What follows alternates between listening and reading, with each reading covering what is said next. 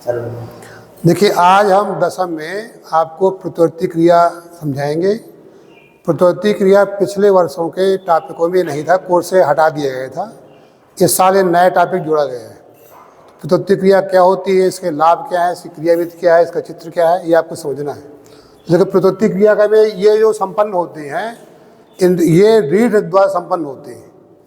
हमारे जो रीढ़ जो है उसमें एक तो जोड़ी रीढ़ तंत्रिकाएँ होती हैं, तो ये एक तरह की रीढ़ तंत्रिका है। और ये चाप है तुम्हारे, ये एक जोड़ी चाप है। यहाँ पर ये है केंद्रीय नाल, इसको कहेंगे केंद्रीय नाल। केंद्रीय नाल में जो मस्तिष्क का अंतिम भाग होता है डायनसेफलान, ये से प्रेस करके अंदर सूत की तरह चला जाता है। तो ये हमारे चाप हैं। तो क्रियाएं, जब कोई चीज़ जैसे ये चित्र में दिखाया गया है, ये गर्म चीज़ कोई व्यक्ति अगर छूता है तो जो संवेदी तंत्रिकाएँ होती है, ये सूचना कहाँ ले जाएंगी, इसके अंदर ही सूचना जाएगी। तो यहाँ सूचना जाने के बाद यहाँ होता है सिनेप्स, युग्मानुबंधन होता है। ये तंत्रिकाएँ इस तरह होती है। सूचना ये आने के बाद ये सूत्र जुड़े नहीं हैं, ये सूत्र तुम्हारे जुड़े नहीं हैं। ये जो आने वाली सूचना है, और जब इसको गर्म चीज़ का जैसे आदेश हुआ, गर्म चीज़ छुई, तो यहाँ से संवेदना जाएगी। ये दोनों क्या, ये दोनों जुड़ जाएंगे। तो जुड़ जाएंगे तो ये इसको सूचना दे देगा। तो जो प्रेरक तंत्रिका है, ये यहाँ से आदेश करेगी, तो हमारा हाथ तुरंत पीछे हट जाएगा। इस तरह प्रत्युत्पत्ति क्रिया की क्रियाविधि होती है। तो प्रत्युत्पत्ति क्रियाएं से लाभ क्या है, इसमें जैसे मान लो सो रहे हैं, तो सोते वक्त मस्तिष्क हमारा शून्य होता है, मस्तिष्क विश्रामावस्था में होता है। लेकिन उस समय अगर कोई मच्छर हमें काटता है तो हमारा हाथ अपने आप वहाँ पहुँच जाता है।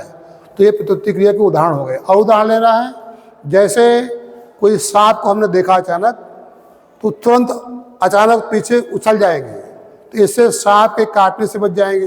ये क्रियाएं अचानक होती हैं, इसमें मस्तिष्क की कोई भूमिका नहीं होती और इनको सेकेंडों से भी कम समय में क्रिया होती है। अगर तुम्हारे कोई स्विच हो दे तो तुरंत तुम प्रतिक्रिया करोगे, पीछे हट जाओगे। तो इस तरह प्रत्युत्पत्ति क्रियाएँ हैं। इससे लाभ क्या है, इसका आरेख क्या है। अब देखिए, ये प्रत्युत्पत्ति क्रिया में मस्तिष्क को हमें रेस्ट मिलता है। इसमें हमारा मस्तिष्क जो है, अगर सोते हैं तो ये क्रिया तब भी चलती रहती है। और उदाहरण लेना है, जैसे किसी स्वादिष्ट भोजन का नाम लिया, तो अगर मुंह में हमारे लार आ जाती है तो ये प्रत्युत्पत्ति क्रिया है। ठीक है, रस्सी को उदाहरण दिया हमने, और रस्सी में कोई सांप की भ्रांति होगी तो तुरंत पीछे हट जाएंगे। गर्म चीज तो छूते ही तुरंत पीछे हाथ हट जाता है। तो ये प्रत्युत्पत्ति क्रियाओं से लाभ है। तो ये इस तरह चित्र का पूरा अभ्यास करना। और पूछा जाए कि तुम्हारे शरीर में रीढ़ तंत्रिकाएँ कितनी होती है, रीढ़ तंत्रिकाओं की संख्या पूछी जाती है बहुविकल्पीय प्रश्न में। रीढ़ तंत्रिकाएँ ये तुम्हारी कितनी होती है, 31 जोड़ी।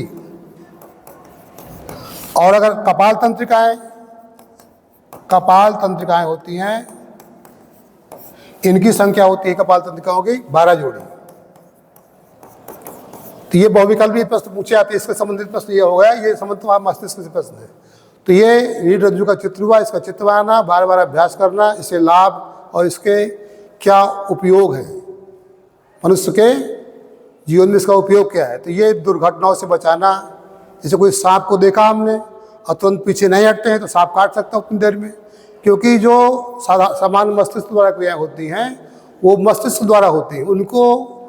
उनके रिएक्शन होने में समय लगता है। मस्तिष्क कोई चीज़ को सोचता है तो सोचने के बाद निर्णय लेता है। ये तुरंत सेकेंडों में क्रिया होती है, तुरंत सूचना गई और तुरंत यहाँ सिनेप्स हो, इसको युग्मानुबंधन। सिनेप्स क्या होता है यहाँ, सिनेप्स ये सिनेप्स की इसको हिंदी में कहते हैं युग्मानुबंधन।